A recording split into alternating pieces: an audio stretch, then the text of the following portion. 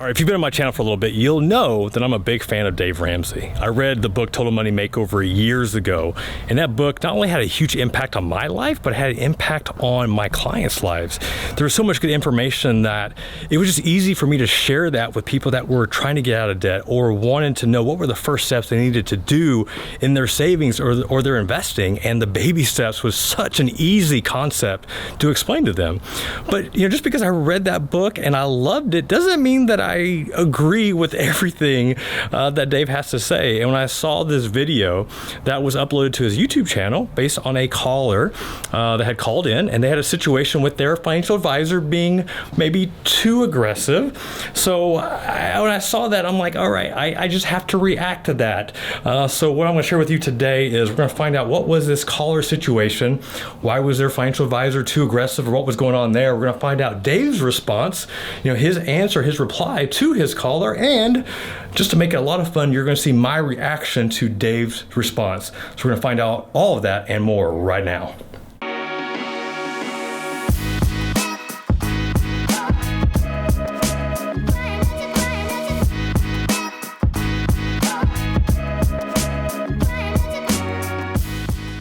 Diane is in Harrisburg, Pennsylvania. Hi, Diane. How are you? Gotta love Dave's voice. Hi, Dave. He's got the voice for radio. Thanks for taking my call. I'm grateful for you. Well, I'm honored. Thanks. How can I help? Well, I'm a 54-year-old woman, single woman. I have about $40,000 that I moved from a Vanguard account to a investment professional. You already know. Moved it from Vanguard to an investment professional. Like, you already know this is not going to end well. And I'm playing a little bit of catch-up, obviously.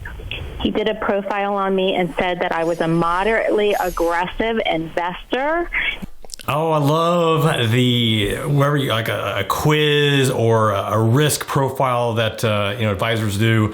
I mean, because what really makes somebody moderately aggressive, and what does that really mean? How much stocks and bonds? Like, it's so arbitrary. I always laugh when I hear that. And I know that you're an aggressive investor, Dave. So I'm wondering, with the split that he gave me, saying he wanted to put 13% in bonds, which could be ETFs. He said they could be mutual funds, 2% cash. And do you find it interesting that it could be ETFs, it could be mutual funds? Either the advisor doesn't know or she doesn't know. I guess we'll find out. 85% stock fund. I'm wondering what you say about that, since he says I'm moderately aggressive and that I don't fall under aggressive. Do you like how the advisor is telling her that she's moderately aggressive? She doesn't even know what she is. Investor profile. I don't believe any of that crap. Okay. So I basically tell everyone, and I do the same thing, by the way, to invest their money in 4 types of mutual funds: growth and income, aggressive growth, and international. It's not bad advice. It feels a little too generic. Growth with income, aggressive growth. I mean, to me, growth and aggressive growth, I mean, that's it's almost the same thing. I mean, anyway, let's find out. I don't want to jump to conclusions here. And that will and buy mutual funds that are outperforming the S&P 500 and ride them out. And that's how people build wealth. This idea that we're going to play footsie with your feelings is not a plan. I don't care what your feelings are. I mean, I might not agree with the different categories of mutual funds, but I'm not going to play footsie with your feelings. Like, I can respect that. I can really, really respect that. I want you to grow your understanding of how investments work and understand that when you buy the group of mutual funds I just talked about, he would classify that as aggressive. I don't give a crap how he does it. That group of mutual funds is more stable than the home you own. So I don't know how in the flip you call that aggressive. But some of these characters and their little formulas and crap that they do in the financial world have dreamed up all this stuff to try to do a risk analysis, a risk assessment, and, you know, what is your risk tolerance and all this kind of stuff. And basically, you know what? Your risk tolerance changes as you understand what's going on. So there's definitely parts of that I agree with. Now, the one thing that I have always done when trying to determine somebody's risk tolerance, I mean, to me, that just really depends. Like that, we're trying to quantify how much could you lose, could you stomach to lose without flipping out, without freaking out. Because oftentimes, like, you'll talk to people and you'll ask them, oh, are you aggressive? Are you moderately aggressive? And oftentimes they'll just nod their head yes.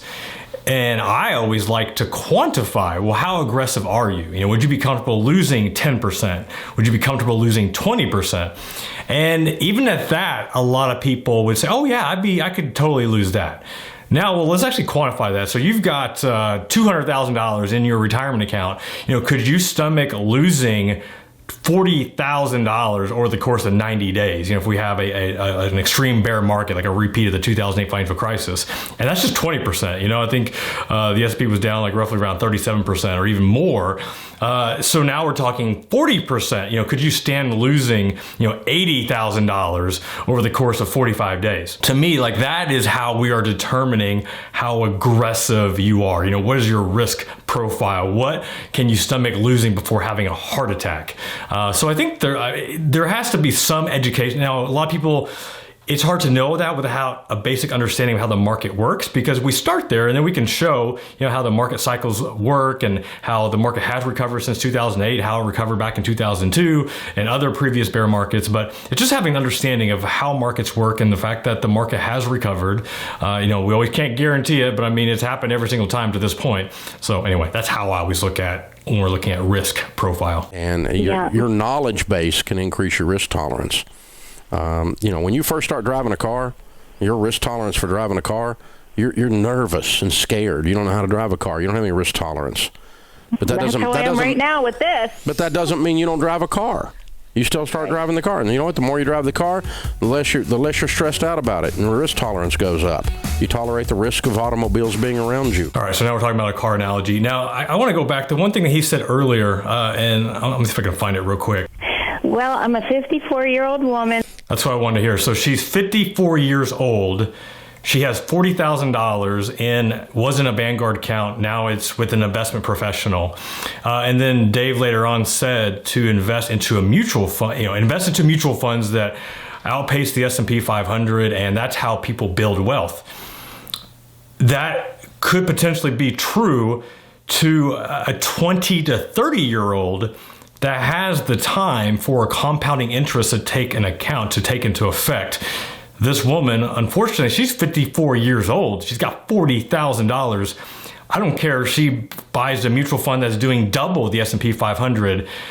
She ain't building wealth. Like, she will be lucky to retire when she's 70, maybe even 75. In fact, she probably would never be able to retire, depending on. Now, she may have other accounts that wasn't mentioned in this, but we have to assume that is not the case. So that was just one thing I wanted to replay, because you're not building wealth when you are in your mid-50s and you don't have $50,000, saved up. That it's just not going to happen. All right, let's go ahead and break this down. Was Dave's advice too aggressive? Was he spot on? You know, the one thing that I did enjoy was the caller referring to Dave as being aggressive, as if his investment advice is for aggressive investors only. And it's so funny, because to be an aggressive investor, it's all relative. Because if you are investing into aggressive mutual funds, how does that compare to somebody that's investing into a startup business? Somebody that's investing into a real estate property, a flip property, investing into a new tech startup. Maybe you're an angel investor. So it's just all relative, right? It's funny because I don't picture Dave being aggressive as far as his advice, because it's an aggressive mutual fund. Yes, aggressive mutual funds can be down 20, 30%. Like, if that's aggressive, then that's what you need to know. Now, I mentioned this as I was watching the video live. I'm not just a big fan of categorizing mutual funds into four generic categories. Now, for his purpose and the audience that he's trying to serve, I mean, he does a good job of simplifying it. I'm just not a big fan because there are tens of thousands of mutual funds, and just to kind of break them down into 4 generic categories, I just feel like we're doing a disservice to other investors that have more accrued, more built up. You know, for somebody that's got $40,000, it makes a lot of sense. You know, somebody that has $500,000, $1 million, $2 million, $3 million, you know, somebody has like a considerable amount of wealth. We're not going to break those investment categories, those mutual fund categories, into 4 basic categories. But for the nature of this call, it did make a lot of sense. But the part I absolutely do agree with, that these risk profiles, these risk analysis, that I wish like whoever created this concept, I mean, it was just a way for investors to fill out a quick survey so that the advisor, you know, did their job, that they could report that to their compliance department, you know, to the CEO and all the executives, like, oh, wait, you know, the advisor, they did their job asking the right questions to understand what the risk profile is. But asking some basic questions like that doesn't give you enough information to truly determine what is the risk level, what is the risk comfort, you know, of that investor. And that's why, you know, every time I was working with clients was just trying to quantify to them what that really meant. You know, when we talk about being aggressive, that means, are you comfortable losing 30%, 40%, 50%? And now let's quantify that based on how much you have invested.